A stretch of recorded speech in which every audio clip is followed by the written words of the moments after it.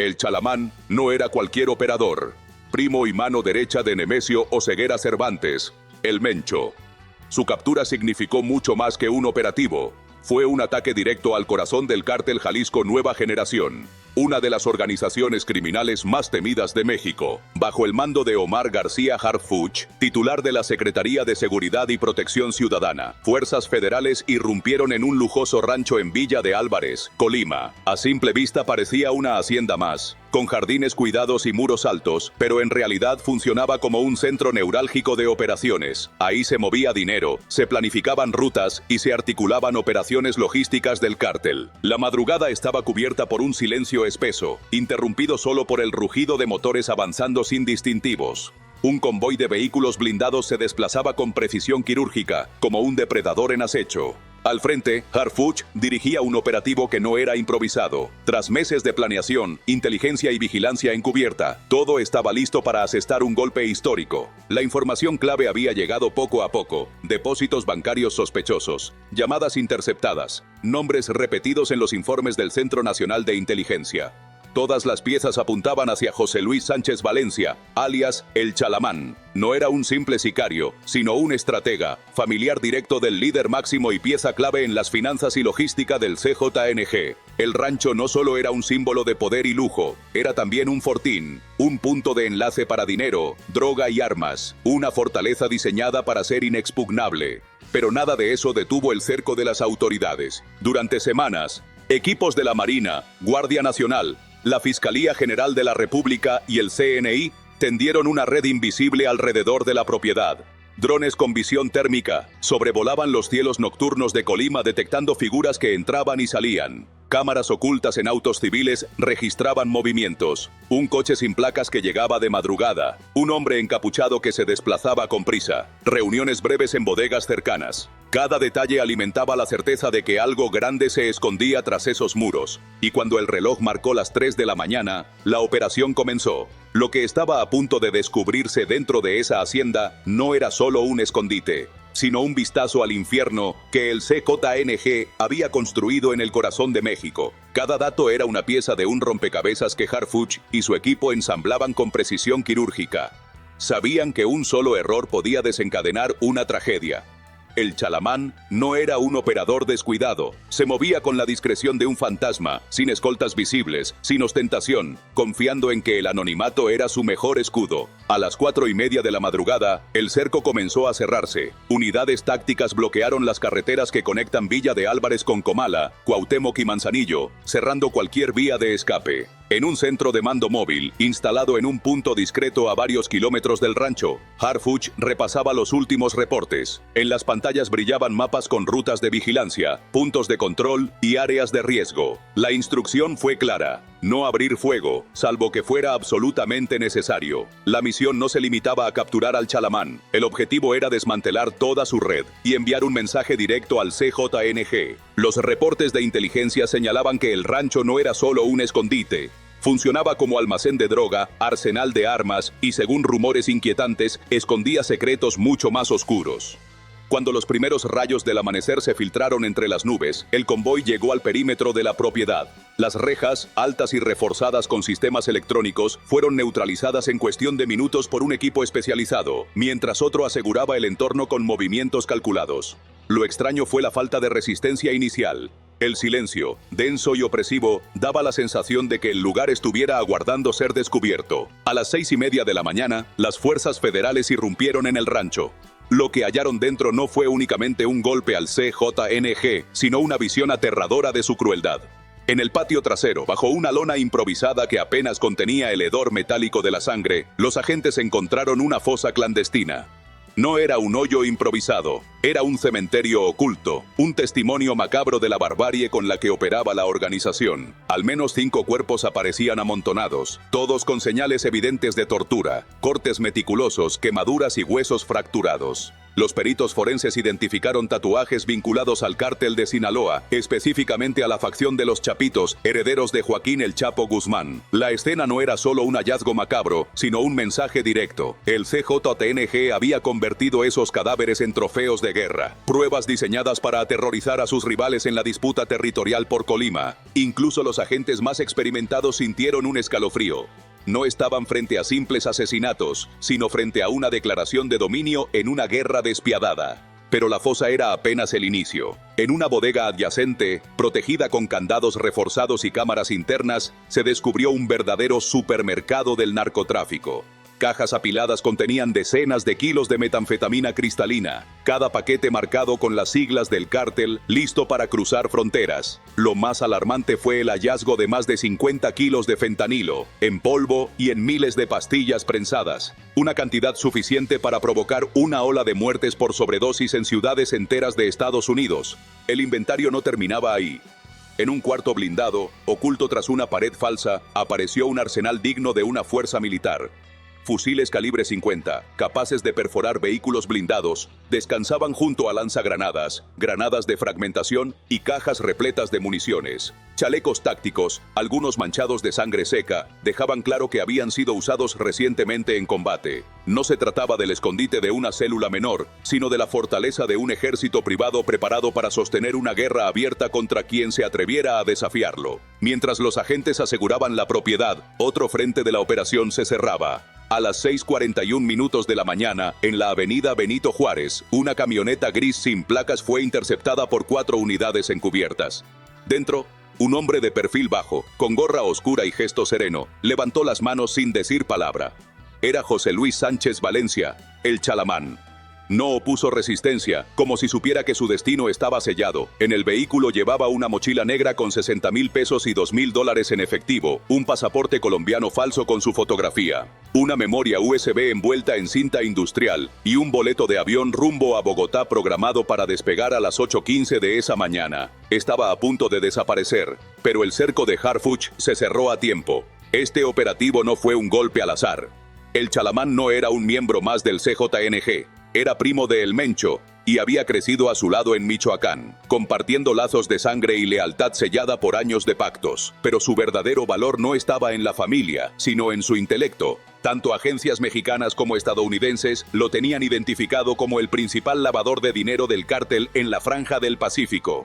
Era un estratega que movía millones de dólares utilizando empresas fantasma, contenedores marítimos y cuentas offshore en Miami, Bogotá y Panamá. Además, era el arquitecto de las rutas logísticas que conectaban laboratorios clandestinos de Jalisco con los mercados de California, Texas y Arizona. Su captura, respaldada por una orden de extradición a Estados Unidos, significaba un corte profundo en la arteria financiera del CJNG, una herida imposible de ignorar. Dentro del rancho, mientras peritos levantaban pruebas, el horror seguía apareciendo. En una habitación aislada, con paredes reforzadas y un fuerte olor químico que irritaba la vista, hallaron cuadernos con anotaciones cifradas. Las páginas contenían registros de pagos a funcionarios, empresarios y expolicías, fechas, montos y alias que analistas del Centro Nacional de Inteligencia ya cruzaban con bases de datos oficiales. También había fotografías, reuniones en restaurantes de mariscos, encuentros discretos en bodegas de Manzanillo, e incluso imágenes en una gasolinera de Colima.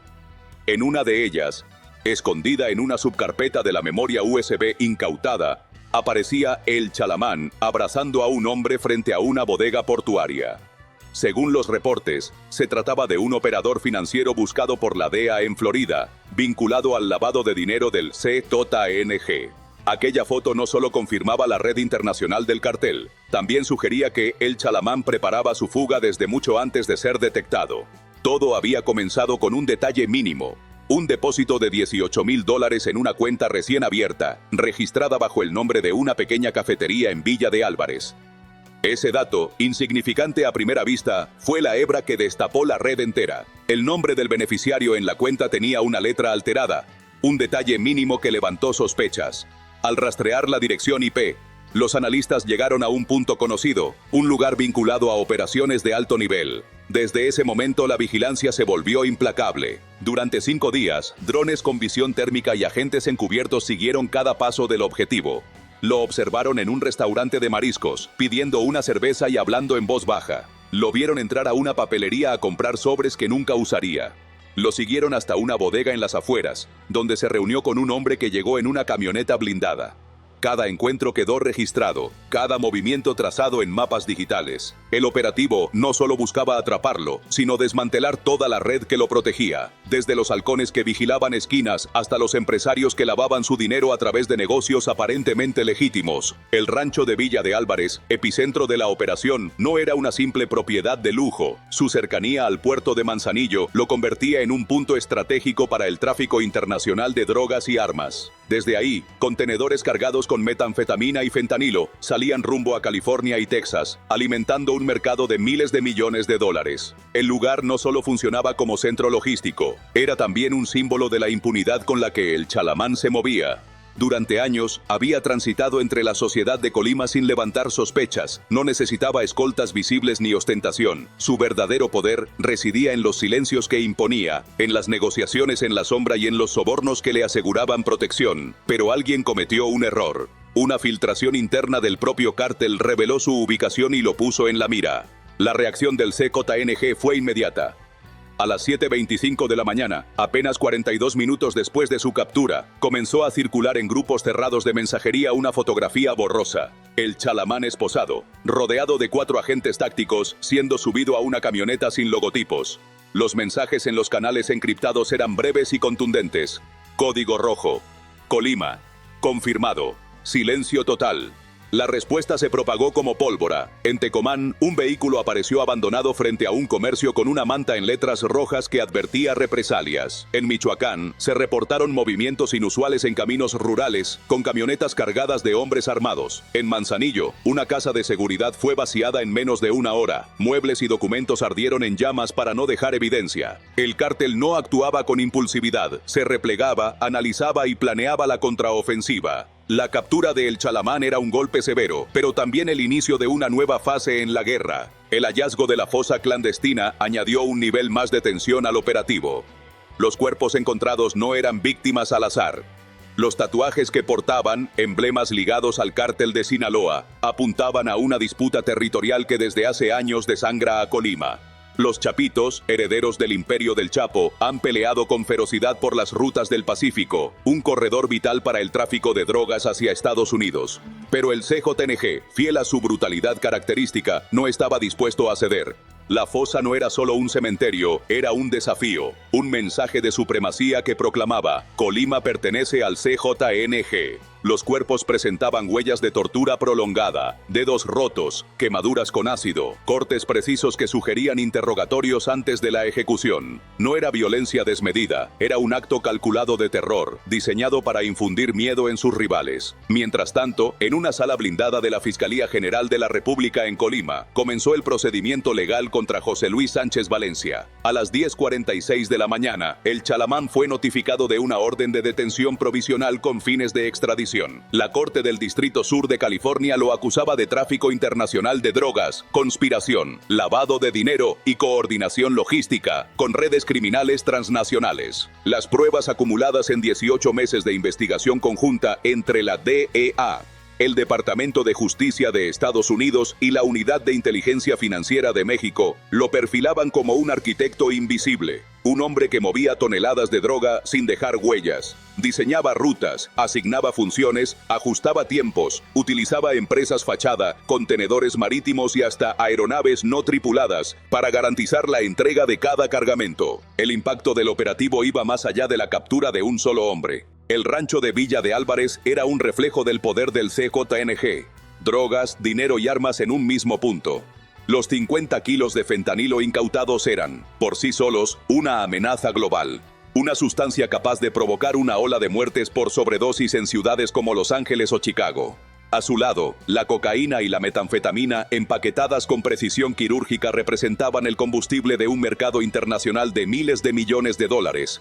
Y el arsenal descubierto, fusiles calibre .50, lanzagranadas y miles de cartuchos, mostraba que el cártel no solo trafica, se prepara para la guerra, contra sus enemigos y, si fuera necesario, contra el propio Estado. Desde la Ciudad de México, Omar García Harfuch seguía cada detalle en tiempo real.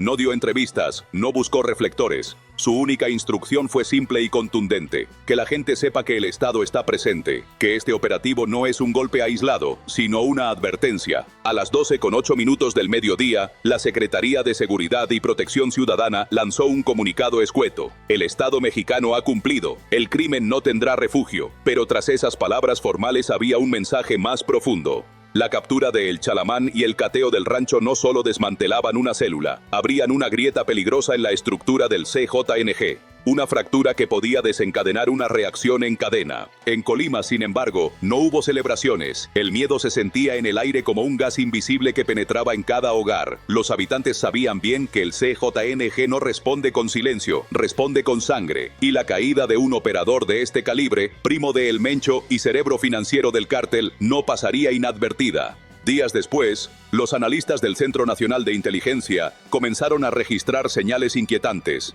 En Guadalajara, una llamada interceptada entre dos operadores hablaba de limpiar líneas, un eufemismo para eliminar traidores y borrar rastros. En Manzanillo, las autoridades portuarias reforzaron la seguridad ante la posibilidad de represalias. En Michoacán, circularon rumores de caravanas de camionetas polarizadas recorriendo caminos rurales en la oscuridad. La pregunta flotaba inevitable: ¿estamos al borde de una guerra total entre el CJNG y el cártel de Sinaloa? La fosa con los cuerpos ligados a los Chapitos no fue casualidad, fue un mensaje directo. Y El Mencho, un hombre que ha burlado a las autoridades durante años, no es precisamente conocido por su paciencia. Su reacción, lo saben todos, será brutal, diseñada para recuperar el control y enviar un mensaje al Estado y a sus enemigos. Colima, un estado pequeño pero estratégico por su puerto, podría convertirse en el epicentro de un conflicto que se extienda hacia Jalisco, Michoacán, Guerrero y más allá. De día, las calles parecen normales, con comercios abiertos y niños jugando. Pero al caer la noche, la tensión es palpable, como si todos esperaran el estallido de una bala que aún no llega.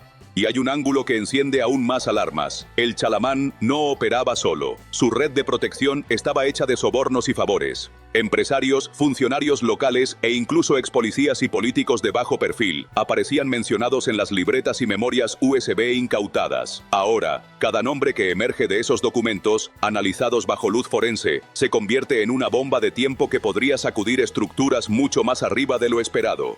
¿Quién más aparecía en la nómina del CJNG? ¿Cómo consiguió el Chalamán moverse durante años sin levantar sospechas? ¿Hasta dónde llegaba su influencia? Y quizá lo más inquietante, ¿quién lo traicionó? Porque alguien dentro de la propia organización, alguien con acceso a información sensible, dio el primer paso que hizo posible este operativo. Ese traidor en las sombras podría ser la llave para derribar más piezas del cártel, o el próximo objetivo de una purga interna. Mientras peritos trabajan en la identificación de los cuerpos encontrados en la fosa, mientras toneladas de droga son destruidas bajo protocolos federales y el arsenal asegurado permanece bajo resguardo, México espera.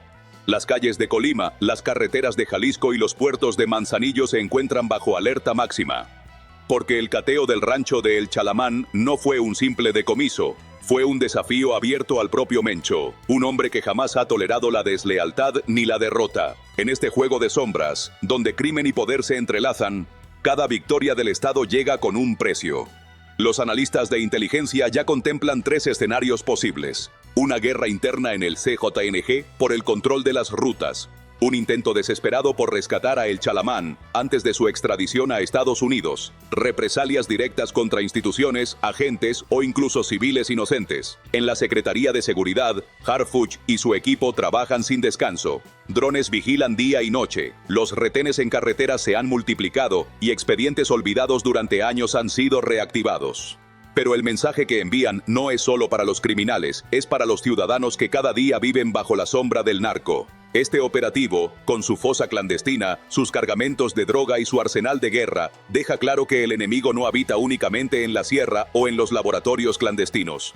Está también en las ciudades, en las banquetas, en los saludos aparentemente cordiales que esconden traiciones. Durante años, el Chalamán caminó entre la gente, negociando cargamentos en puertos, tejiendo rutas de metanfetamina y hablando en clave con figuras insospechadas. Su caída es una victoria, sí, pero también es un espejo que refleja la magnitud de la infiltración criminal. El rancho de Villa de Álvarez ya no es solo un sitio asegurado, es un símbolo de lo que el CJNG ha construido y de lo que el Estado está dispuesto a confrontar. Pero mientras las autoridades celebran, el reloj sigue corriendo, porque capturar a El Chalamán y desmantelar su fortaleza es apenas el primer paso. Lo que viene después, lo que se gesta en el silencio de los cárteles, podría ser aún más oscuro. Los documentos incautados, los dispositivos electrónicos en análisis y las rutas decodificadas que se cruzan con operaciones pasadas apuntan hacia una verdad incómoda. La red criminal no solo se esconde, se infiltra. El CJNG ha operado con más libertad de la que imaginábamos, no solo por su poder de fuego, sino por su capacidad de infiltrarse en los círculos de poder. Los nombres en esas listas y los rostros en esas fotografías podrían llegar a oficinas, cabildos y despachos que hasta ahora parecían intocables. En las calles de Colima, la vida aparenta normalidad. Comercios abiertos, autos circulando, niños rumbo a la escuela. Pero bajo esa rutina diaria hay algo distinto, un aire pesado, una tensión que no se ve, pero se siente. La caída de El Chalamán no es simplemente la detención de un operador, es una sacudida a la estructura misma del cártel, porque el CJNG no funciona como una pirámide rígida, sino como un enjambre, se fragmenta, se replica, muta y resurge. La pérdida de un hombre como El Chalamán, que no solo coordinaba rutas, sino que tejía alianzas y compraba silencios, abre un vacío que inevitablemente alguien buscará ocupar, y en esa pugna por el poder, como en toda guerra, puede surgir algo aún más violento. México no solo necesita golpes certeros como este, necesita estar preparado para lo que sigue, porque el enemigo no se esconde únicamente en la sierra, en laboratorios clandestinos o en las fronteras. También habita en las ciudades, en los mercados y, lo más peligroso, en las oficinas donde se toman decisiones. La captura de El Chalamán y el cateo de su rancho mostraron un rostro del narco, pero recordaron otra verdad incómoda. Ese rostro no siempre empuña un rifle. A veces viste un traje, sonríe con amabilidad y ofrece un apretón de manos. Mientras peritos examinan documentos en salas cerradas, mientras drones vigilan carreteras y agentes refuerzan los puertos, la gran pregunta queda en el aire. ¿Estamos listos para lo que viene después? Porque esto no termina con un operativo, ni con una extradición, ni con una condena. Esto apenas está comenzando. Y si quieres seguir descubriendo lo que se oculta detrás de estas historias, no te pierdas lo que viene. En esta guerra, cada detalle cuenta, y cada sombra esconde una verdad que México necesita escuchar.